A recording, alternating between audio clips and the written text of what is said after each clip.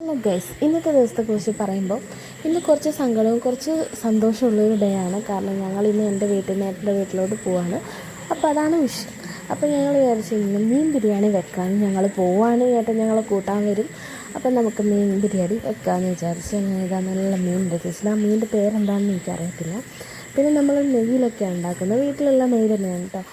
മീനൊക്കെ നമ്മൾ മുളകൊക്കെ പുരട്ടി പൊരിക്കാൻ വെച്ചിട്ടുണ്ട്. അപ്പോഴേക്ക് അടുപ്പിൽ നമ്മൾ എന്ത് ചെയ്യണം, ബിരിയാണിക്കുള്ള ചോറ് ഉണ്ടാക്കിക്കൊണ്ടിരിക്കുകയാണ്.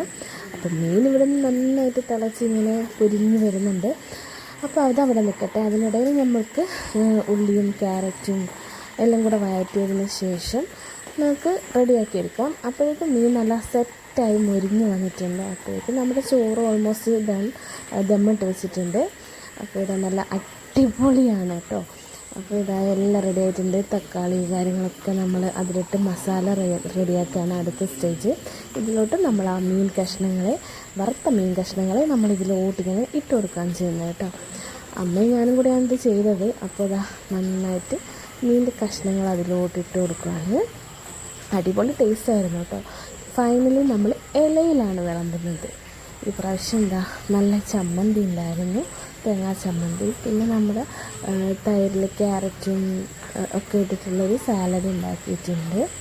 കുക്കുംബറും ക്യാരറ്റൊക്കെയാണ് മെയിനായിട്ടുള്ളത്. പിന്നെ നമ്മൾ വീട്ടിലുണ്ടാക്കിയ മാങ്ങാച്ചാർ, അമ്മ ഉണ്ടാക്കിയ മാങ്ങാച്ചാർ, അതും. പിന്നെ നമ്മുടെ മീൻ ബിരിയാണി ഇവിടെ റെഡി ആയിട്ടുണ്ട്. ഞാനൊരു ലൈഫിൽ ആദ്യമായിട്ടാണ് മീൻ ബിരിയാണി ഉണ്ടാക്കുന്നത് കേട്ടോ. അപ്പോൾ ഇത്രയേ ഉള്ളൂ. Okay, by.